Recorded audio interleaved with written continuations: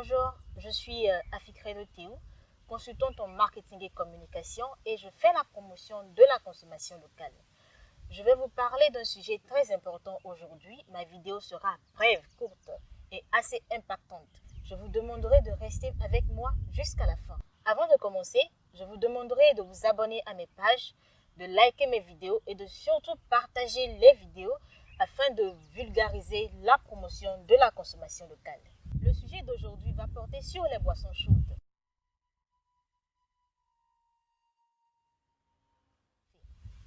Le café est l'une des boissons les plus consommées au monde et nous permet de bien commencer la journée. Et plus de 2,25 milliards de tasses de café est consommée tous les jours dans le monde entier. L'Afrique produit plus de 10% de café disponible sur le marché mondial. Les pays comme le Togo, la Côte d'Ivoire, l'Éthiopie, l'Ouganda et le Kenya sont des exportateurs de café. Ils produisent le café et des pays transformateurs de ce produit viennent l'exporter à vil prix, je vous dirais entre 650 et 750 francs le kilogramme, le transforment chez eux et nous le rapportent à des prix vraiment élevés. On a constaté que autant ces pays africains sont des exportateurs de café à l'état brut, mais sont aussi des importateurs de ce produit déjà prêt à être consommé. Vous voyez un peu le contraste. Nous produisons le café que nous bradons à vil prix et nous le repayons en produit fini beaucoup plus cher, tellement cher que nous n'arrivons pas à en profiter comme nous voulions. Vous êtes d'accord avec moi que c'est le processus de transformation qui a ajouté de la valeur à ce produit. Maintenant, ma plus grande question, mon inquiétude, c'est pourquoi est-ce que nous ne pouvons pas transformer ces produits chez nous? Qu'est-ce que cela nous coûte d'investir dans ce secteur, dans tous nos différents pays africains? Pourquoi est-ce que nous ne gardons pas nos produits, nous ne le transformons pas et nous ne le vendons pas à un prix beaucoup plus élevé? Le producteur de café gagne à peine 3 à 7% de marge de bénéfice sur son produit vendu au kilo, pendant que les pays qui le prennent, qui le transforment, gagnent des marges beaucoup plus élevées sur le produit qu'ils nous revendent. Nous connaissons tous les marques qui détiennent le monopole sur nos marchés. Ces derniers temps, le coût de café à l'état brut a beaucoup diminué, ce qui impacte négativement sur les producteurs de café. Mais est-ce que vous vous rendez compte que le prix du café prêt à être consommé n'a pas du tout bougé? Ce qui veut dire qu'eux, ils gardent toujours leur marge, pendant que les pays qui l'exportent à l'état brut voient leur marge encore plus réduite, sont dettes, ce qui fait que beaucoup de paysans, beaucoup de producteurs ont envie d'abandonner cette culture. Nous devons prendre sur nous de développer notre secteur de l'agroalimentaire. C'est devenu beaucoup trop important. Il faut que nous arrêtons de prendre des produits importés.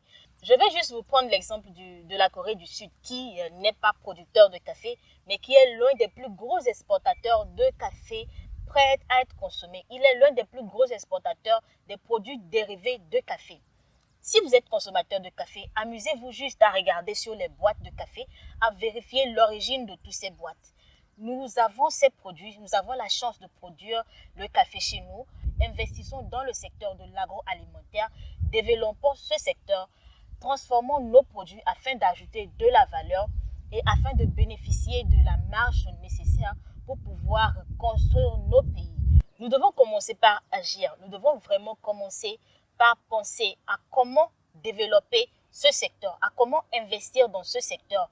Il en va du bien de tout un chacun. Et en parlant d'agir, je vous présente aujourd'hui deux marques de café made in Togo, deux marques de café produits, transformés et emballés au Togo. Il s'agit du café des grands plateaux et du café des moines de Zobégan. Et à nos consommateurs, soutenons ces entrepreneurs qui ont décidé d'agir pour la cause commune, qui ont décidé de contribuer au développement de notre économie, qui ont décidé de créer de l'emploi en mettant en place leur business. La question que nous devons nous poser aujourd'hui, c'est qu'est-ce que je fais pour mon pays? Nous devons arrêter de dire, mais qu'est-ce que mon pays fait pour moi? C'est nous qui faisons le pays.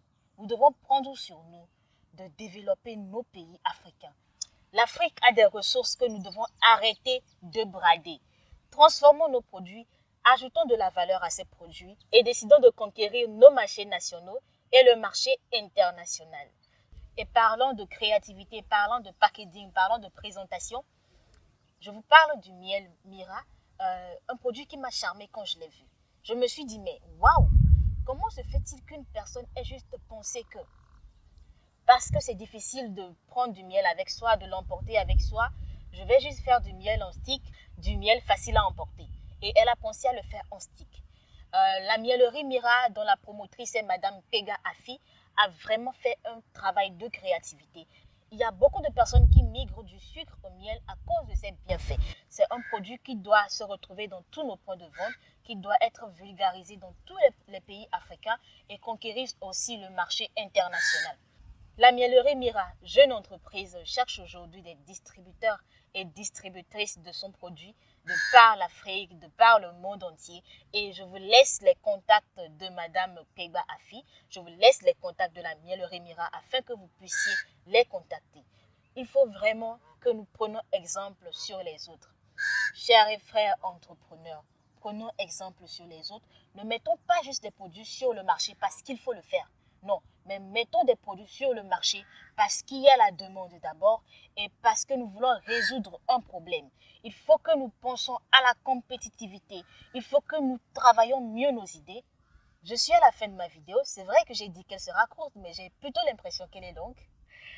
Je vous remercie d'être resté, de m'avoir écouté et surtout je vous demande d'être enragé. Je vous demande de dire non à beaucoup de choses qui se passent dans nos pays, surtout en ce qui concerne la consommation locale. Prenez soin de vous, portez-vous bien, je vous adore. Bisous bisous.